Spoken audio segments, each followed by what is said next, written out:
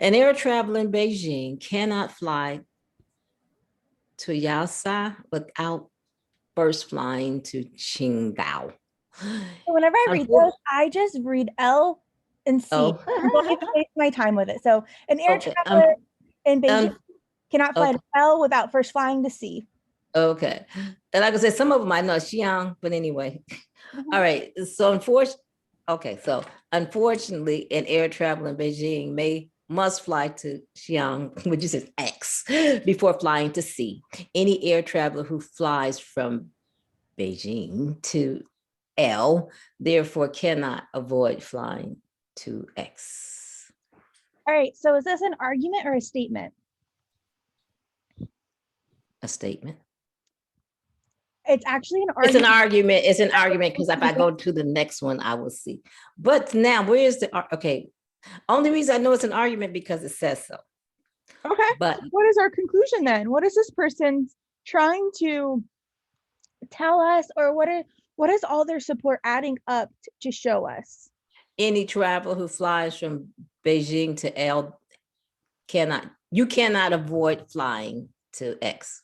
Excellent. And so why are we saying that? Because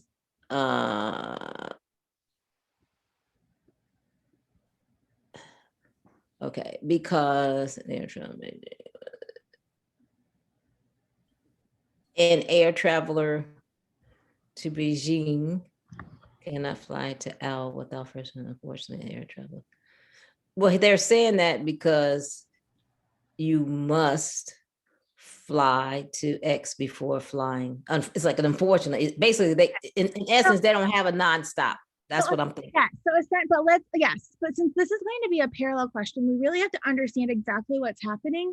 Okay. And so our conclusion is any air traveler who flies from B to L actually we know that if you go from B to L, you also have to go from B to X too, right? Mm-hmm. For some reason, you have to go to B to X before you can even get to L. An air travel in Beijing cannot. This is just our conclusion, right? Fine. Well, you have to go. No, you have to go to C. Right. But this statement here is just our conclusion, though. This is what our conclusion is. Oh, you cannot avoid flying to X. Yeah. And so now we're going to look at our support of why we got there. And so we know that any air traveler in Beijing cannot fly to L without first flying to C.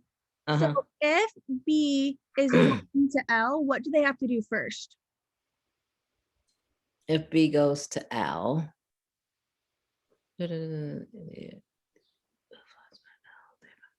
any traveler who flies from B to L, you got to go to X. Yes. So we're saying that if you are going to go to L, you have to go to, or not X, sorry. What does our first premise say? The first premise says you cannot go to C without going through L. You just said that backwards. You can't fly to L before, you have to go to C before you go to L.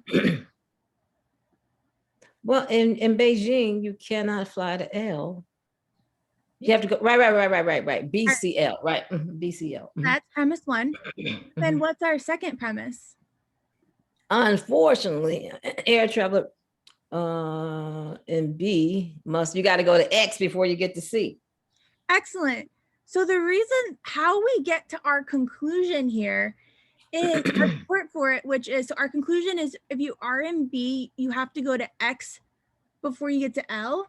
We do that by showing why, right? Because if you're in B, you have to get to L. You have to go to C first. But for B to get to C, you have to go to X first. And so that's how we get to our conclusion. Okay. So we have to look for something that is parallel to this reasoning in our answer. All right. So go ahead and start with A and tell me what you think. Read A, or just read A out loud. A doctor cannot prescribe Purazone for a patient without first prescribing anthrax. Okay, A for that patient. Unfortunately, anthraxine makes most patients who take it feel either extremely drowsy or else extremely nervous. It is likely, therefore, that the patient who has taken Pyrazine has felt extremely nervous. No, that's not it. Yeah. So what is our conclusion there? That if you take one, you have to take the other. He has to put. No, our conclusion is it is likely that A patient who has taken Pyrazine has felt extremely nervous. Why is this not our answer?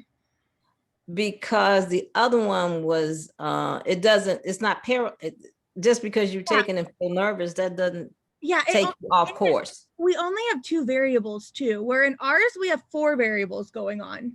Oh, another reason, right? Like we're just talking about here, like, well, if you don't take this without taking this, so if you take this, you feel this way. Like that's not what we're saying. Right. All right, let's look at B.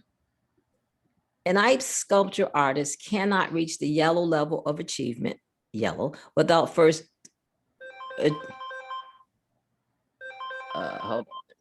first achieving the green level. That's 2. The green level is impossible to achieve unless the white level has already been achieved. Therefore, an ice sculpture artist who has reached the yellow level must have previously achieved the white level.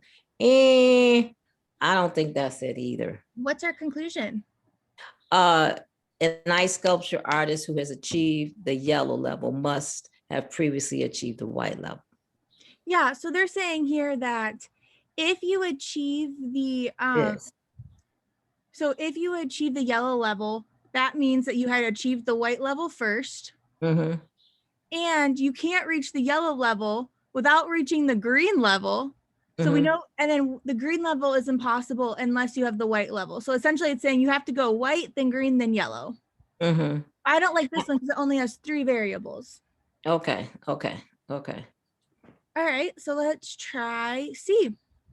One cannot properly identify a mushroom without first examining its spores. A powerful microscope can be used to examine the spores of a mushroom. A powerful microscope, therefore, that's not it. Therefore, is necessary for anyone wishing to identify mushrooms properly. That's not it. Awesome. It's impossible to be fluent in a language without knowing its grammatical rules. A person who knows the grammatical rules of a language has learned them by means of exhaustive and difficult study, or else by growing up in. That's not it. That's not it. Yeah, and then it tells us like the 2 major ways for a person to become fluent in language. Like we don't say like there's 2 great ways to get to X or whatever. That's not ours. Okay. Right. So that's not. So then obviously we're gonna read E. I hope it's E. If not, the one I like the best is the one about C. Would be C. The color ones. Yes. Let's see. I may go back to that one. That's not it. When you broke it down that way, it could be. Okay. But let's do one first. Yeah. Okay. In the City Ballet Company, any dancer who is dancing Giselle is also dancing Sleeping Beauty. Giselle dancing Sleeping Beauty has also danced. Okay. And some dancers who've danced in Sleeping Beauty have also danced in Swan Lake. Therefore, some dancers in City Ballet, it's the other one. It's C.